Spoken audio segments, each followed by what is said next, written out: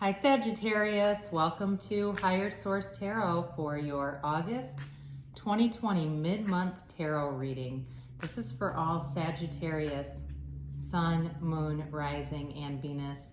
And I just want to tell you how much I appreciate you for watching the readings and liking videos and subscribing. It really means a lot to me. And if you're new to the channel, I'd love to invite you to join us by becoming a subscriber.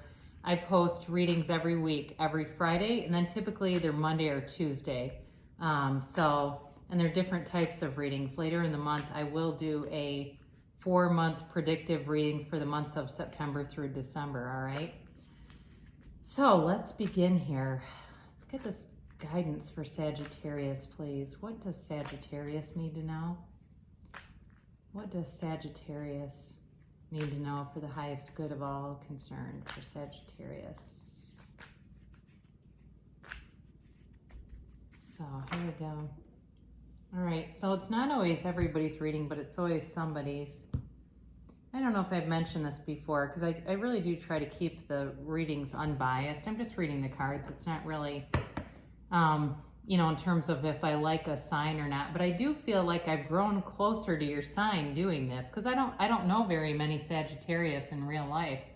So anyway, I just thought I'd tell you that. So your current situation, you have the Devil, and its immediate influence is the Knight of Cups. The Destiny position, you've got this 5 of Wands. In the distant past, you have the 7 of Swords. The more recent past, you have the 10 of Cups. Coming towards you, you have the Emperor. You are represented by the High Priestess. The person or situation around you has the 10 of Wands. You've got the 8 of Wands in your hopes and fears, and the 10 of Cups. Another sign had the 10 of Cups in the outcome. The bottom of the deck, this is interesting. Now, I'm going to keep going with this because I wouldn't normally do this. I only take 2. But because there are 3 queens in a row, I have to do it. There's the Queen of Cups, the Queen of Wands. Those would have been the first 2, but then the Queen of Swords was there too. So it's very interesting to have those as clarifiers, because they're sort of like, they're very strong in terms of the element of communication, action, love, emotion, but they're a little softer energy than the Kings. I do see, it's like you're getting the best of all of the elements. That's what I get from that, from those coming up with the wish fulfillment.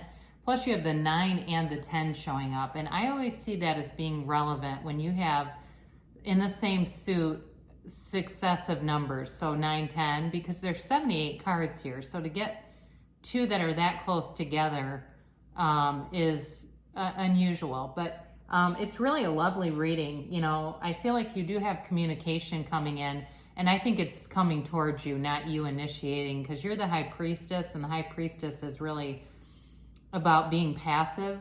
So I do think it's things that actually show up for you more than you necessarily taking a ton of action, but I do think you're going to be very pleased with it.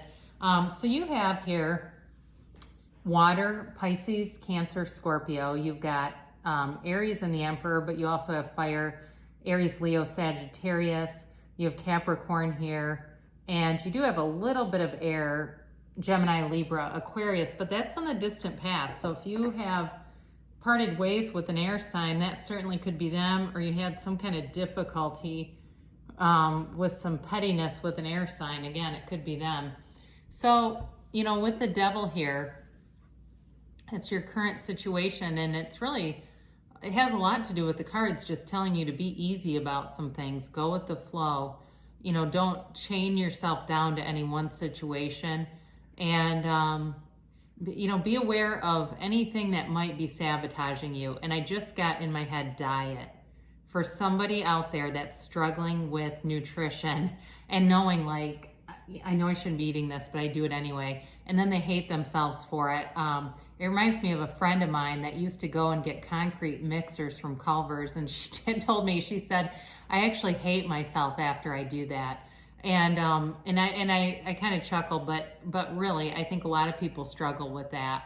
I mentioned this in a comment on another sign. Somebody mentioned, they were very positive, but they mentioned that some of what I'm infusing here is not not necessarily tarot, it's psychology and some other things. Well, I'm a fully licensed clinician, but I've also been sober for 13 years and in recovery, working a 12-step program, helping other people to do it too. So I do understand when you have sort of those, in my case, it's alcohol, but then the other drinks. I feel like in this case, the devil might be those other drinks or those things that aren't necessarily alcoholism, but they're things that you might be doing, like shopping or buying stuff, too many things, and then feeling guilty about it. So either way, though, it's really telling you about just kind of easing up on yourself. This can be a card of codependence, but I don't necessarily get that with the other cards. I just don't see it here. So in the Nine of Cups too can be a little bit of overindulgence, but I just don't get that feeling necessarily. But the devil is also the card, can be a card of alcoholism. But again, like I said, you don't have a lot of cards around it and I just don't get that feeling that strongly from it. So, part of the Knight of Cups, he's a visionary. So part of this is, being aware of if you do, practices with the universal laws, like the law of attraction, there's a lot of different universal laws, but being aware of what you're visualizing, because sometimes you can get pulled into fantasizing about things you don't want or replaying situations that were negative. They create negative emotions, and sometimes we're not aware of it until we're feeling discomfort. So with the Knight of Cups, it really is about visualizing. It's a very daydreamy kind of energy. He does come with an offer. He wants to make an offer, but he's very slow moving about it. So I do feel for you, there's an offer coming, but there's something about this that's going to become unblocked. So if it's worked for you, again, there's wish fulfillment here, and you've got, like I said before, out of the three elements, really key players come through, showing that you have access to all that energy. So I do feel like you have a love offer here, and you have work and money too is good. So, in the destiny position, there's a change here, right? The Five of Wands is an immature energy, and it's competition. It's a lot of ego-driven stuff. And so what it feels like with this is a change to release that, and to, move forward from that higher self, because this is really not, this is not an energy that you really want to be grounded in, right? But with it being a 5, it's alerting you to, or making you aware that this may be something that's been a part of your past that continues to show up. And it may be an encouragement too, to just be discerning, pay attention to the 6 people that you spend the most time with. What are they like? Are they forward thinking? Are they progressive? Are they negative? Are they complaining a lot? And really being aware of that, because as we raise our own vibrations and we radiate pure potential and positivity, those people aren't meant to stay with us. They're just not. We're done learning from each other, and it's okay to let them go. And here is somebody that got let go with the 7 of Swords. This also, to me, feels like it could have been a job where you were in a really toxic job, and it just was not going anywhere, and staying there was hurting you. I do get that for some of you, but again, it's definitely letting go of negative energy, and somebody that really plays small. It's a lot of like character assassination, right? And that's gossip barbed with our anger is death by character assassination. And so it's, somebody who needed to be left behind. And it may have been a very short-term situation, but I do feel like too, there's sort of that idea thief, the one that comes in and you have a conversation around the break room about some idea you want to start working on, and the next thing you know, they're presenting it as their own. Can be that too, or maybe it's a sibling and you've got a great idea for your parents' anniversary, and again, the next thing you know, they're facilitating it like it was their idea and taking all the credit. They were pesky, but they are in the past and you recovered from them with this 10 of Cups. This is always about recovery, but it's a beautiful, it's like, talk about wish fulfillment. This is really, the 9 is happiness, but it's not quite complete. The 10 is the completion, but it's also with, you know, with the card itself, as you take that in, it's what comes after a storm, you know, and it's telling you that good things are wait for you, that positive blessings are coming in. This can be a reunion card too, and I mentioned reunion, or I guess I mentioned it's like a celebration for your parents, but again, it does feel like there's some special occasion coming through here. So it's abundance, you know, and it really is whatever your 10 of Cups would be. So you may say, no, I don't like a lot of that kind of reunion stuff, but I've got a car I've been thinking of. And I had somebody drop a comment about a car. It was just like, it was right on the money, like in terms of attracting things into their lives. They really understood the universe. And so good things, you have good energy around you to attract. So you have the Emperor here coming towards you, and this is all about structure, authority, and following the rules. Again, with work, I mentioned before, you very well could have a new offer or even some restructuring at work that it just feels like it will greatly improve the environment. Like there will be more grace and, you know, acceptance of just kind of going with the flow, even though he does stick to the rules and wants that structure. It just feels like there could be some kind of alignment coming in, realignment coming in. But either way, it's also Aries energy. So if you are dealing with an Aries or you meet one, here they are. There's confidence here though. So anything that you are going forward with, it's like it's done in a very straight up, honest manner. All right. There's not a lot of game playing, and in a relationship too. It's very straightforward. It's like mature energy. You know, people who know what they want, can say can say it, can be upfront about like, no, I'm not interested in a bunch of like, you're dating and going out on all these coffee dates. They're able to say that's kind of who I am and that's where I'm at, you know, but either way, I feel like it's easily and directly communicated.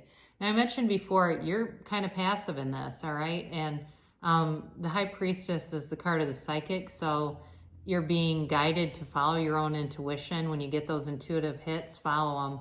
You know, it's good. It's like the universe is trying to communicate with you. And so, you know, sometimes we talk about synchronicities on this channel, right? Those things that occur, or you may hear people call them coincidences. Those are really co-creative incidents, all right? They're co-creative situations, incidents that seem to just align just right with what you're seeking. So, you know, again, we remind ourselves that what we're seeking is also seeking us.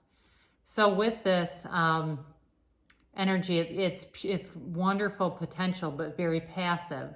So I do feel like the communication that comes in is initiated from someone else. However, you know, with this card, at times, it's also about making sure that you're initiating things. I do feel, again, though, I just get this feeling like the communication comes forward towards you. It's not initiated by you with this. So it's not a negative card at all, but it just can sometimes be, in some readings, it can really be about being aware that you've got potential, but you have to take some action. So the person or situation around you they're ready to put down the burdens. They're entering a new cycle, and you know, they're carrying these wands, even though it's like a lot of weight, and they're carrying all this stuff. They can do it. They've been doing it, and you know, the universe has given them the strength to do it. They've been able to tap into that inner resource and manage a lot of things, but they're ready to be done with it. And I do feel like they are getting into a cycle where they're going to have more time if it's somebody that you're interested in dating and they've been busy with work and other things going on. I do get somebody that they're like in the medical field and they've been really busy, and that is going to be getting a little better regulated for them, and they will be more available and be more open to a relationship. but they're kind of sick of it too, right? They want a more normal feeling situation than what they've been in. But anyway, they've shown or proven their mettle through this time. You know, it really has taught them a lot. So you've got here the Eight of Wands coming in, and these are the arrows of love in the tarot. So again, I do feel like it's quick, sudden communication that comes in. Eight is about movement in the tarot, and it's fast movement. It's fast moving energy. And I do feel like it comes in kind of suddenly and brings this beautiful turn towards the Nine of Cups here. So this is, you know, a number of things. It's wish fulfillment, yes, but there's pride about this, and not in an egotistical way, but it's like, it kind of feels connected to the Ten of Wands. Like they put down those wands and they really see, you know, I really can have, do, or be anything. I'm attracting things left and right and manifesting things. This also too is about something that really moves you, and it certainly could be, you know, looking at this person and being moved by what you see them doing and what they're capable of doing. But I also think too, for those of you that are attracting some changes at work, you're being noticed. You know, there's sort of there's an acknowledgement of what you're able to do and what you bring to the table. And you know, it's interesting too, because with tarot, a lot of what you do, when you look at the card, where does your eye fall? And right as I was saying, bring to the table, I looked right at that blue, you know, kind of that blue skirting around the area that holds the cups. So anyway, it's just kind of interesting, but to me at least. Again, back to you, I think it's going to be a noticeable gift. You know, it's like, boy, you bring a lot to this situation. So let's talk about these three queens, right?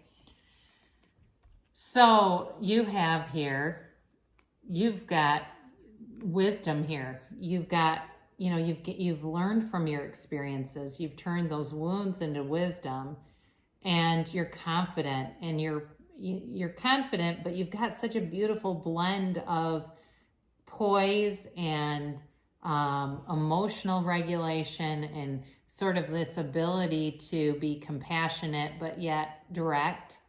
And you know, there's a spark here too, though, in terms of being attractive. You know, the Queen of Wands is kind of like supposed to be this sexy queen. So I do, again, feel like, you know, especially with the Emperor showing up, if it's another fire sign, they're going to be noticing you and be very attracted to you physically. So we will do an oracle card reading. Sorry, this is going a little long. I had to, okay? We have to sometimes. So we'll do this. We'll shuffle these. You can ask a timeline. You can ask a yes or a no. And I think we are still going to throw in Abraham Hicks, Money and the Law of Attraction. I actually forgot it for a couple of signs. Didn't mean to, but... All right, so that's the angel cards, and then this is the timeline. I've had those get really wild on me a couple of times, and they've just thrown out cards, which I actually kind of like. It's kind of fun when that happens. So you have get more information. This is actually coming, it's really regarding your past. There may be something, some kind of something that was misinterpreted here. So be aware of that. If there's some situation, you know, again, you've got wish fulfillment and happiness here. So I don't know if that the rest of the tarot doesn't really indicate a huge problem, except for, you know, the Devil and the Seven of Swords there. So if there's something in the past that you feel like maybe you've held on to a little too long, there might be more information that will fully release you from it.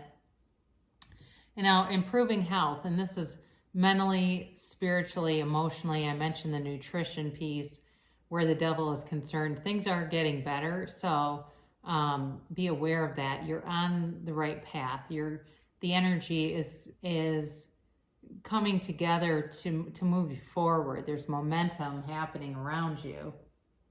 And then you have no need to worry. So, you know, and I would agree, the tarot cards certainly don't indicate that there's a really huge problem in your, you know, in your experience here. So there really is no need to worry. The universe is on your side. The universe is always on your side. So you're ready, all right? You're ready. So if you're saying, yeah, I want a new situation at work, you're ready for it to happen. If you want a new love interest, you're ready too. I mentioned they have something that seems to block them a bit. So if you've got your eye on somebody, they might be worth waiting for. The answer, though, if you asked yes or no, was a yes. And it's a resounding yes with an exclamation point. So let's pull an Abraham Hicks, Money and the Law of Attraction. In my appreciation, I allow myself to receive wonderful things. The best way to accomplish an improved environment is to focus upon the best things about where you currently are until you flood your own vibrational patterns of thought with appreciation. And in that changed vibration, you can then allow the new and improved conditions and circumstances to come into your experience. Look for good things about where you are, and in your state of appreciation, you lift all self-imposed limitations. That's the devil. And all limitations are self-imposed. And free yourself for the receiving of wonderful things. So I think that was very apropos. I'm glad we fit that in because I do think it's connected to the devil. All right. So I love you so much, Sagittarius. Great things shall come to pass for you. And I'll be back again soon.